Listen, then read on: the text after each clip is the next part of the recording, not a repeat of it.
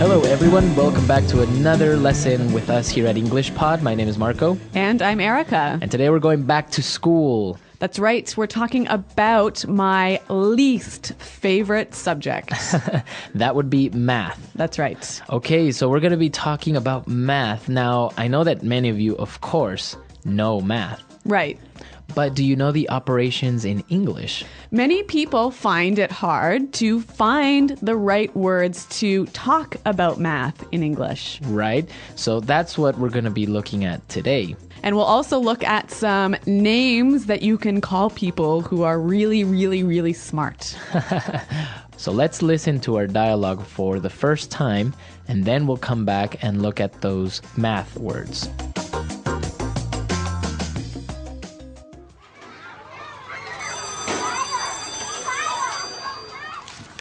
All right, children, let's review.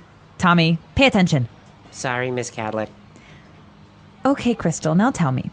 What's 4 plus 11? 15. Miss Kadlec always asks Crystal. She's such a teacher's pet. Okay, and what about 56 minus 60? -4. Very good. 12 times 12? Very good. Suck up. 144. 0 divided by 1? 0. How did you know that? Okay, smarty pants, the square root of 2. Bet you're not going to get that one, know-it-all. 1.4142135.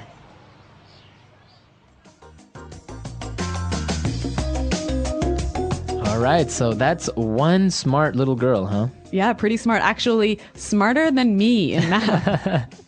All right, so let's take a look at some of those words that the teacher used to ask her about certain operations in language takeaway. Language takeaway.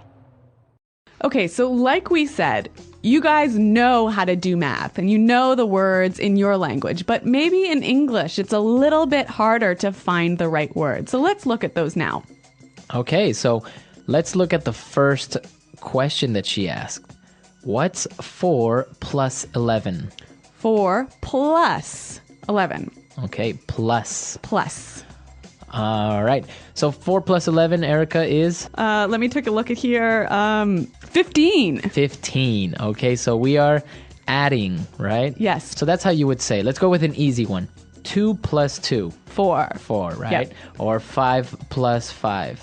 10. 10. Okay. You're really testing my skills. So that's how you would add numbers. Now, what about taking away numbers? Okay. So taking away or subtracting. All right, let's test you again. In the dialogue, she said 56 minus 60.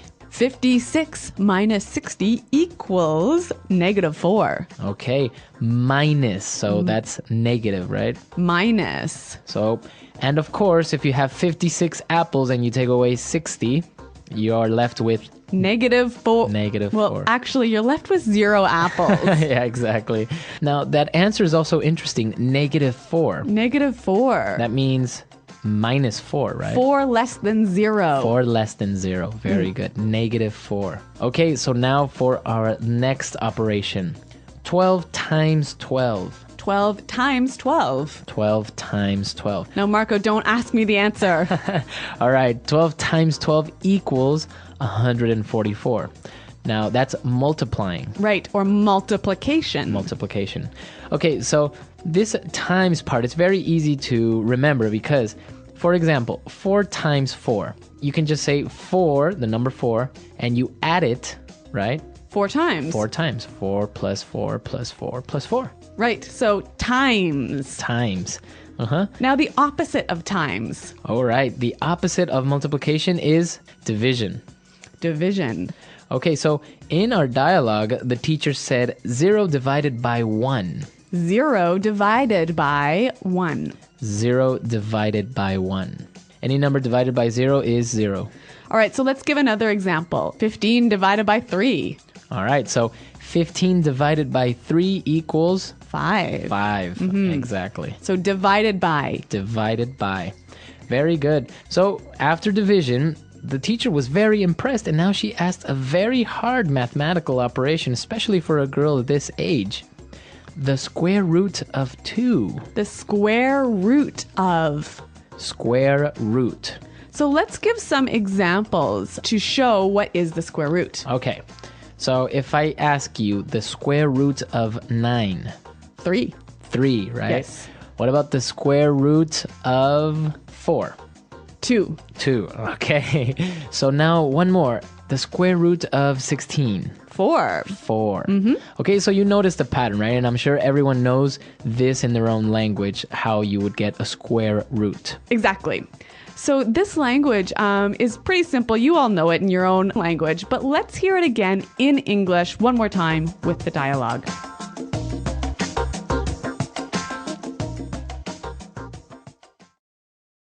All right, children, let's review. Tommy, pay attention. Sorry, Miss Kadlec. Okay, Crystal, now tell me. What's 4 plus 11? 15. Miss Kadlec always asks Crystal. She's such a teacher's pet. Okay, and what about 56 minus 60? Negative 4. Very good. 12 times 12? Very good. Suck up. 144. 0 divided by 1? 0. How did you know that? Okay, smarty pants. The square root of 2. Bet you're not going to get that one, know-it-all. 1.4142135. Okay, so we understand the mathematical operations that we saw here. Very easy. But now there was another little kid in there who was very, I think, envious or jealous. Yeah, Tommy. Tommy, right? So he called her a couple of different names. Well, let's look at those now in Fluency Builder.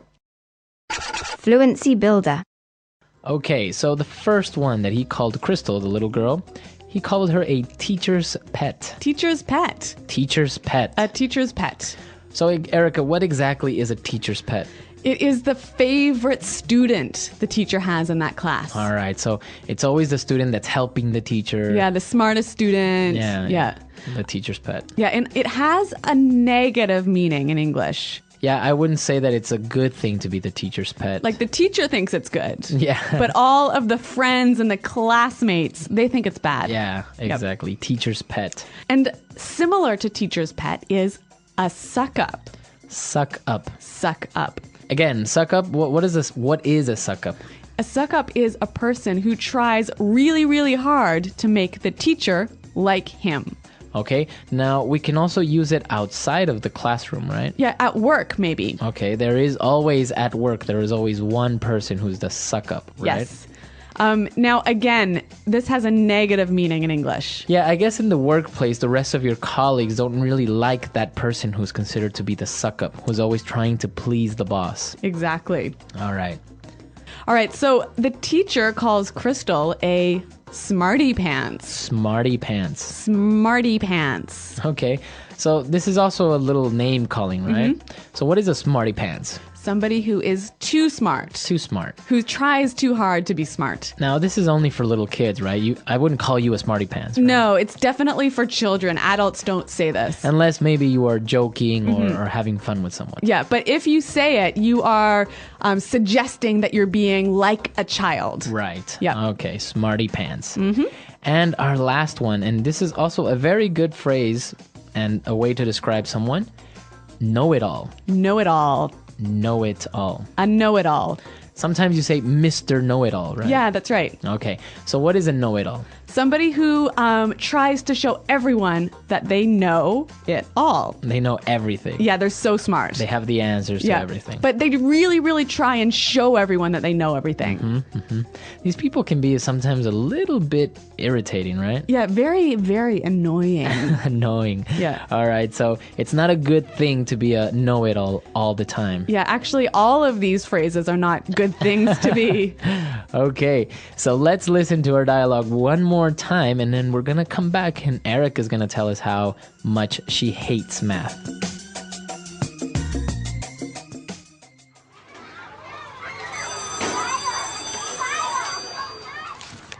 All right, children, let's review. Tommy, pay attention. Sorry, Miss Kadlec. Okay, Crystal, now tell me. What's 4 plus 11? 15. Miss Kadlec always asks Crystal. She's such a teacher's pet. Okay, and what about 56 minus 60? -4. Very good. 12 times 12? Very good. Suck up. 144. 0 divided by 1? 0. How did you know that? Okay, smarty pants, the square root of 2. Bet you're not going to get that one, know-it-all. 1.4, 14, 2135. All right, so Erica, you were telling me that you hated math, or you still do. Well, yes, that's true. I really do hate math. And even doing a simple, like 16 plus 32 is too hard for me. So you were never really that type of person that's good with numbers. No, I'm terrible with numbers. I can't even remember my own phone number. Really? That's true. Like, I really, if someone asks me for my phone number, I have to look on my phone in the address book to find it. Well, yeah, sometimes numbers can be difficult. I kind of liked math when I was younger. It just made sense. So. Well, I guess there's a reason why I'm an English teacher and not a math teacher. And I was actually not very good at language. But here you are. Exactly. Well, I mean, in Spanish, I like grammar. Not very good at that, all those rules. Yeah, but you're pretty good at English, so that's all right with me. That's all right. Yeah. What about you guys? Tell us what your favorite subject or your least favorite subject in school was. What about you? Do you have any favorite subject? Or did you have a favorite subject? History. History. Yeah. Okay. Yeah. I liked chemistry for a while. Oh, God. Chemistry involves numbers. Well, a little bit, but it was interesting as well. So come to the website, everyone, englishpod.com, and you can find lots of other resources there. And also be sure to check out our activity stream where you can answer and ask very quick questions depending on your level. So you can choose if you're an elementary student, then you would be talking to other elementaries. That's right. Well, thanks for downloading this lesson, and until next time, goodbye.